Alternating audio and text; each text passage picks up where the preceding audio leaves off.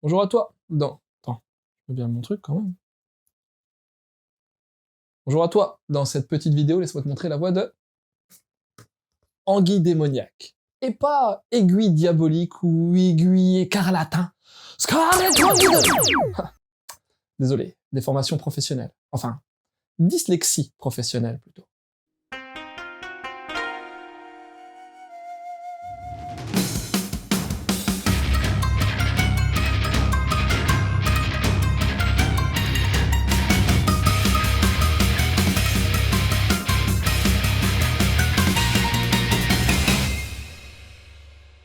Kurami Masaru est ce qu'on pourrait appeler un gros lourdou.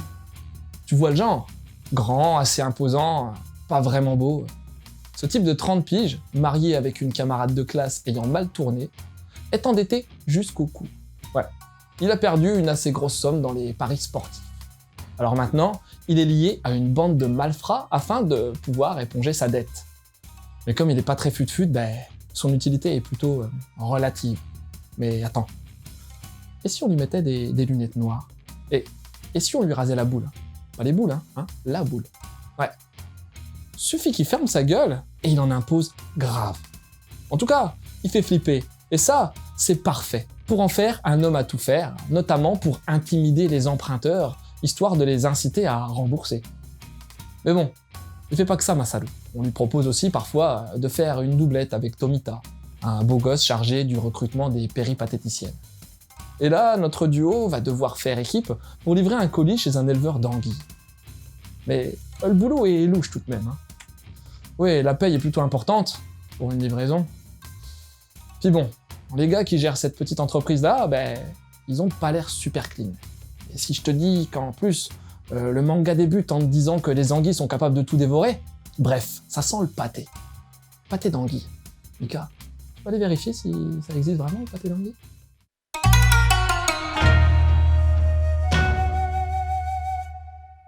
Alors oui, ça existe bel et bien le pâté d'anguille. En même temps, des gens cuisinent bien de l'utérus de brebis, alors... Mais bon, parlons bien et analysons ensemble l'aspect visuel de ce manga. Perso, j'ai vraiment bien accroché au dessin. Dans un style très réaliste, Ochiai réussit totalement l'immersion du lecteur. Décor urbain poisseux, personnages marqués par la vie et facilement identifiables, vie de joie attractive. On sent toute une palette d'émotions se dégager des différents protagonistes créés. Et avec une très belle gestion des ombres, pour moi, il n'y a rien à dire, c'est vraiment nickel. Surtout que le Nemu est pas dégueu du tout lui aussi. Pratiquement tout le temps rectiligne, il offre une diversité super impactante, et comme les compos sont hyper réussis, même le positionnement des bulles, je l'ai trouvé balèze. Non, techniquement parlant, c'est du super bon boulot, il n'y a pas à tortiller. C'est Komiku qui édite les 3 volumes de ce thriller. Le portrait de Masaru sur la jaquette des potes, mais j'ai vraiment pas adhéré aux fontes choisies. Anguille, et au premier coup d'œil, j'avais lu Aiguille. Quant au nom du dessinateur et du scénariste, pareil, c'est peu lisible. À part ça, le papier est correct, et on a une petite postface en fin de volume de Takada Yu, le romancier à l'origine de ce manga.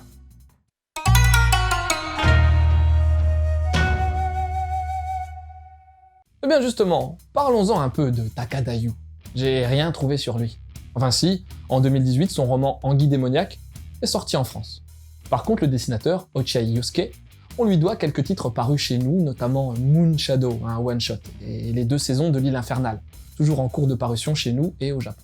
Il est également à l'origine de l'Ange de l'ombre, mais seulement niveau dessin. Et donc, pour Anguille démoniaque, franchement, à part la police utilisée sur le titre, j'ai totalement adhéré. Bon, comme beaucoup, j'aime les thrillers, les ambiances sombres avec du suspense, de l'intrigue, des meurtres, des twists scénaristiques. Et là, tu vas être servi mon pote, et en quantité plus que suffisante. Le groupe usurier pour lequel bosse Masaru fait bien mafia japonaise, mais sans forcément user de tous les stéréotypes trop prononcés, genre bras tatoués et petits doigts coupés.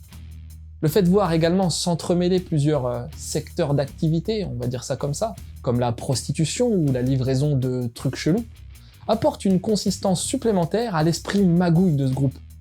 J'ai aimé voir la manipulation de Masaru, mais c'est surtout la manière dont celui-ci va s'approprier cette transformation qui est haletante.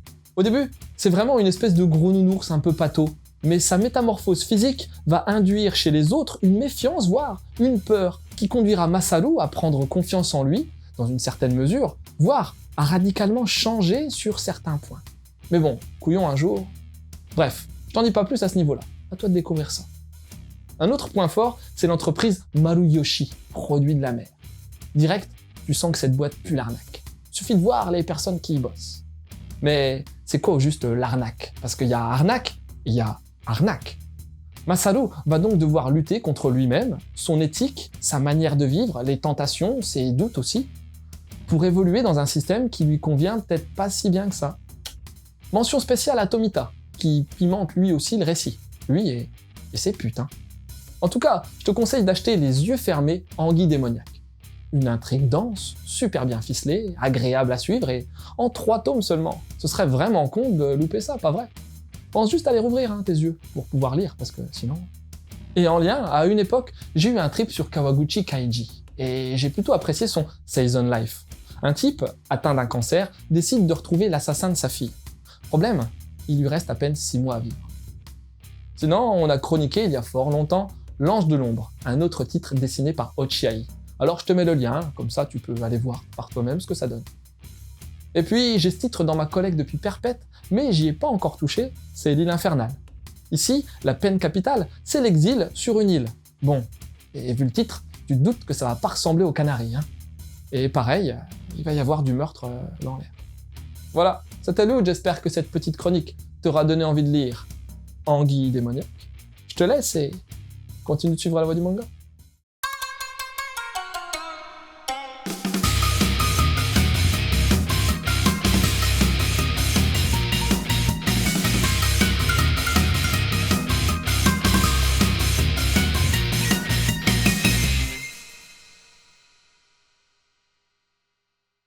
Sans deck, hein. Pendant un long moment, j'ai bugué en appelant ce manga Aiguille écarlate. Ça craint, pas vrai? Faudrait peut-être que j'aille voir un orthopédiste, là, ou un orthoptiste, ou un... Hein, tu crois pas? Comment on dit? C'est un... Orthophoniste! Voilà, orthophoniste.